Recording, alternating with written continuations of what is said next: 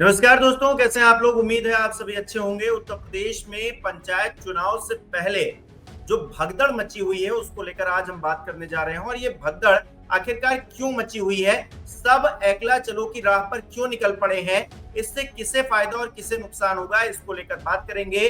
वरिष्ठ पत्रकार केपी मलिक साहब हमारे साथ जुड़े हुए हैं। सर, बहुत बहुत स्वागत है आपका। जी धन्यवाद।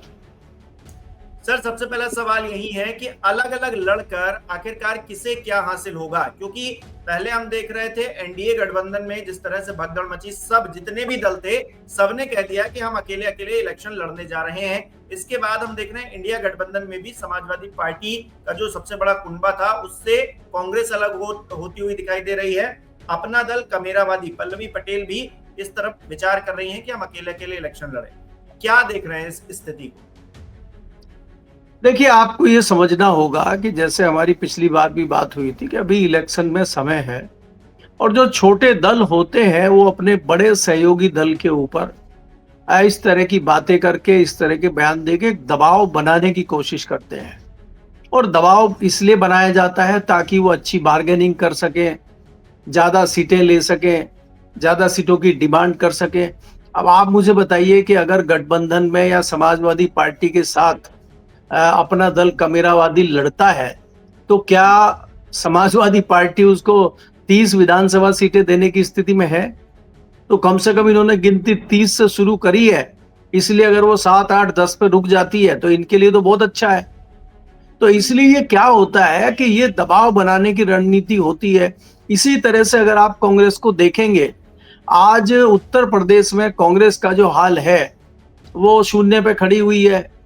बहुत ज्यादा कोई उसके पास ना कार्यकर्ता है ना नेता है उत्तर प्रदेश में, लेकिन वो लगातार बयानबाजी जिस प्रकार से कर रही है, जो मुख्य विपक्षी दल है समाजवादी पार्टी, और चर्चा ये है कि भाई साथ में मिलकर लड़ेंगे, उनका गठबंधन भी रहा है, लोकसभा भी उन्होंने मिलकर साथ में लड़ा है।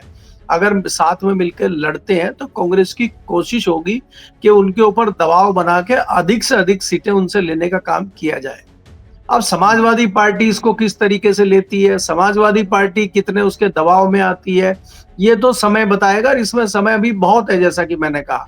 अभी ये जो पंचायत चुनाव है, इसमें तमाम दल जो है छोटे बड़े, वो अपनी कवायद कर रहे हैं, अपनी ताकत का नफा नुकसान गुना भाग सब चेक कर रहे हैं। वो देख रहे हैं कि धरातल पे हमारा कितना असर है, क्या असर है। एक वो अपना रणनीति उनकी ये है कि हम अपने सहयोगी दल के ऊपर कैसे दबाव ज्यादा बनाएं, क्योंकि अगर उनकी पंचायत में अच्छी सीटें आ जाती हैं, वो अपने पक्ष के लोगों को प्रधान बना लेते हैं, जिला पंचायत के सदस्यता बना लेते हैं, तो इससे एक ये मैसेज जाता है दूसरे दल में कि अभी ग्राउंड पे इनका असर है और इनका क्लेम अधिक बनता है। लेकिन बड़ा जो दल है, क्या वो कोशिश नहीं कर रहा होगा? क्या वो अपने पत्ते नहीं फेंट रहा होगा? तो हमें ये सब देखना होगा कि स्थिति क्या है। सीटें मांग, अभी तो ये शुरुआत है, अभी तो ये पल्लवी पटेल ने कहा है, अभी दूसरे दल भी कहेंगे। जी सर, मैं ये बात समझा और हमारे दर्शक भी समझ रहे होंगे कि हर कोई बार्गेनिंग करना चाहता है। जो छोटे दल हैं वो खासतौर पे बार्गेनिंग कर पाए विधानसभा के चुनाव में, इसलिए अकेले अपनी स्ट्रेंथ देख लेना चाहते हैं। लेकिन इससे क्या बड़े दलों को नुकसान है? भारतीय जनता पार्टी या फिर समाजवादी पार्टी जो सबसे बड़े दल हैं, इनको क्या नुकसान है इससे कि इनके जो सहयोगी हैं इनसे छिटक कर लड़ाई लड़ने जा रहे हैं इन्हीं के खिलाफ?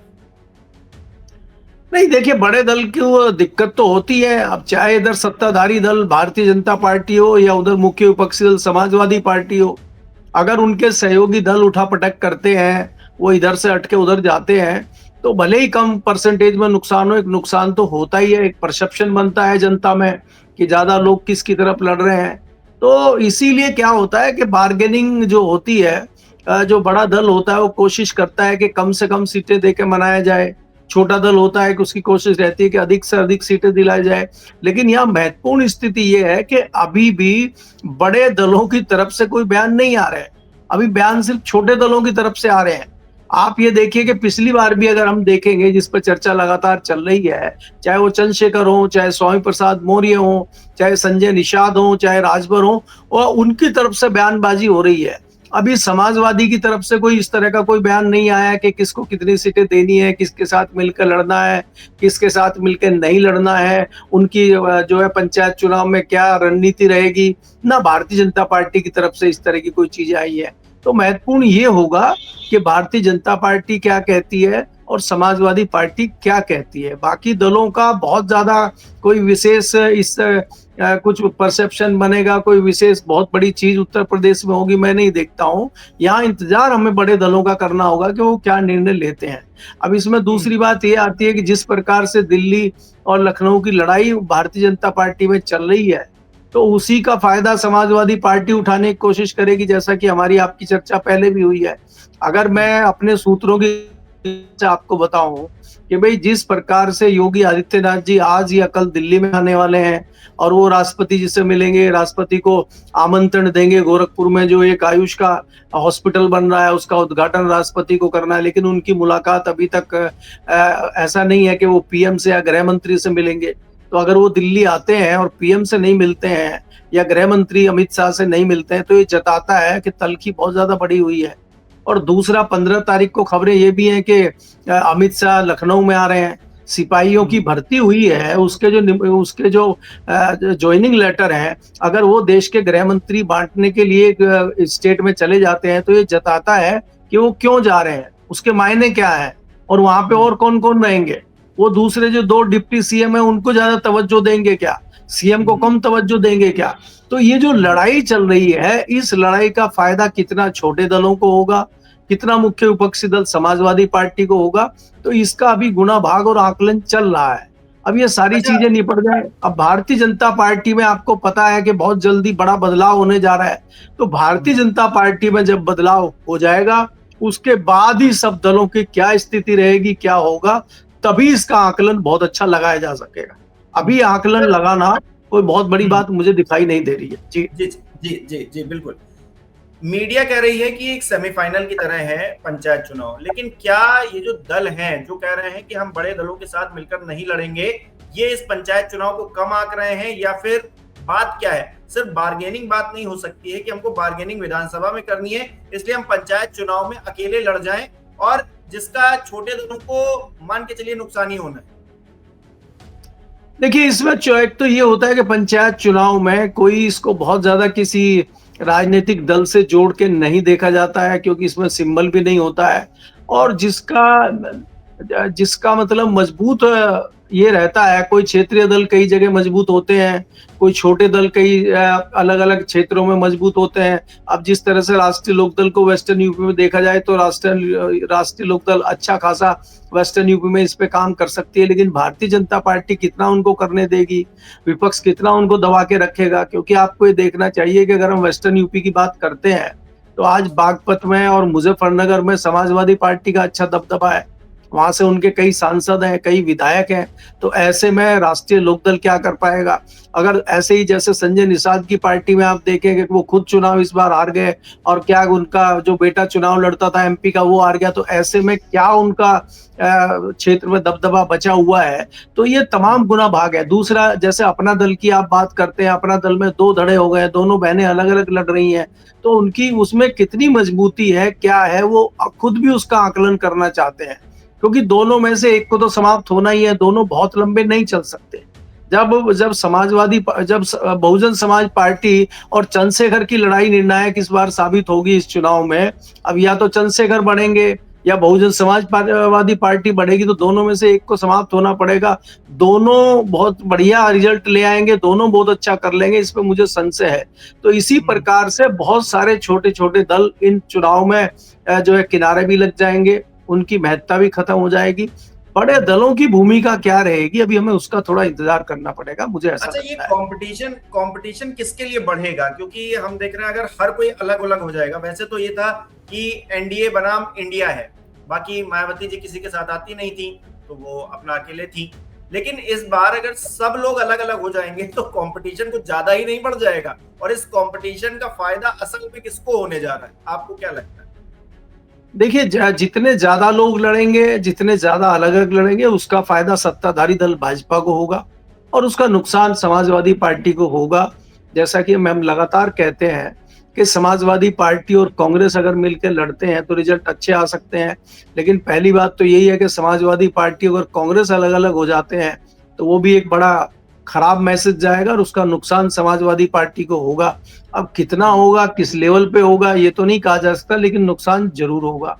दूसरा, जो छोटे-मोटे दल हैं, जो आज महागठबंधन के साथ हैं या भारतीय जनता पार्टी के साथ हैं, अगर वो छिटक के अलग हो जाते हैं, अलग-अलग चुनाव लड़ते हैं, तो उसका नुकसान भारतीय जनता पार्टी को तो होगा ही, लेकिन विपक्ष को ज़्यादा होगा। क्योंकि भारतीय जनता पार्टी से जिस प्रकार 10 साल की एंटी इनकम्बेंसी और तमाम दूसरे जो विरोध जनता के हैं, वो कहीं न कहीं बढ़ जाएँगे और वो भारतीय जनता पार्टी को हराने के लिए या भारतीय जनता पार्टी से नाराज़गी दिखाने के लिए किसी तीसरे व्यक्ति के साथ जा सकते हैं।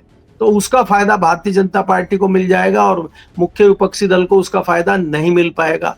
लेकिन अगर इकट्ठा होके लोग जाते हैं, एक जगह होता है, तो आपको तस्वीर 2024 के लोकसभा चुनाव जैसी दिखाई दे सकती है। क्योंकि आपने देखा कि जिस प्रकार लोकसभा चुनाव में सब लोग मिलके लड़े थे और महागठबंधन बन गया था, कई दल और महत्वपूर्ण उस पे कांग्रेस और समाजवादी लड़ रहे थे, तो उसमें सफलता मिली थी और भारतीय जनता पार्टी को एक बड़ा झटका ये लोग देने में कामयाब रहे थे। तो क्या वही स्थिति विधानसभा चुनाव में हो पाएगी? क्या वही पैटर्न आपको विधानसभा चुनाव में दिखाई देगा? अगर ऐसा है तो फायदा विपक्ष को होगा। ज्यादातर अगर बट के लोग लड़ते हैं, अलग-अलग लड़ते हैं, तो इसका नुकसान जो है मुख्य विपक्षी दल और महागठबंधन को होगा। भाजपा को इतना नहीं होगा और भाजपा की रणनीति भी यही है। देखिए, हम जो चर्चा कर रहे हैं पीछे के तीसरा मोर्चा ले आइए, अलग-अलग लोगों को लड़ाइए, तो भारतीय जनता पार्टी डाइवर्ट करना चाहती है कि कहीं न कहीं एक ऐसा धड़ा बन जाए जिससे डाइवर्ट होकर अलग लोग लड़े और उसका फायदा भारतीय जनता पार्टी को मिले। और भारतीय जनता पार्टी इसकी कोशिश करेगी, वो मानेगी नहीं।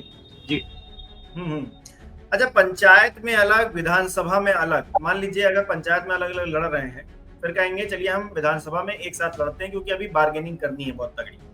वोटर कंफ्यूज नहीं हो जाएगा, वो कहेगा आप कभी लड़ते हैं साथ में, कभी लड़ते हैं अकेले, कभी आप उन्हीं को चुनाव में आके चैलेंज देते हैं और कभी उन्हीं के साथ हो लेते हैं। तो ये तो बड़ा कंफ्यूजिंग है। नहीं, देखिए, जनरली जो गठबंधन होता है वो विधानसभा के लिए, लोकसभा चुनाव के लिए होता है। पंचायत चुनाव के लिए कभी गठबंधन होता नहीं है। पंचायत चुनाव को सीरियसली उस तरीके से नहीं लिया जाता कि वो किसी राजनीतिक दल के सिंबल पे चुनाव लड़ रहे हैं या उस तरह से लड़ रहे हैं। वो उसमें कोई बहुत महत्वपूर्ण नहीं होता। हमारी जानकारी जितनी है, जितना हमने चुनाव को कवर किया है, जितने लोगों से हमारी बात होती है, चाहे वो किसी पॉलिटिकल पार्टी के लोग हों, चाहे वो कार्यकर्ता हों, चाहे वो साधारण लोग हों, तो वो अलग-अलग जोड़ के चलते हैं। ऐसा नहीं है कि अगर आपने पंचायत में किसी और को चुनाव दिया है और विधानसभा में आप किसी और को नहीं देंगे, ऐसा नहीं है। वो अलग-अलग मानसिकता होती है और अलग-अलग चुनाव होते हैं, इससे कोई फ़र्क नहीं पड़ता। यहाँ तो आप देखते हैं कि लोकसभा में और विधानसभा में लोग अलग-अलग वोट कर देते हैं। अब आप दिल्ली में नहीं देखते थे कि विधानसभा में केजरीवाल और लोकसभा में भारतीय जनता पार्टी, कई साल तक ये चला। तो इसलिए दोनों की एक मानसिकता होगी पंचायत चुनाव की, विधानसभा चुनाव की। मैं इससे इत्तेफ़ाक नहीं रखता। जी। चलिए, बहुत बहुत धन्यवाद सर आपका इस मुद्दे पर बात करने के लिए।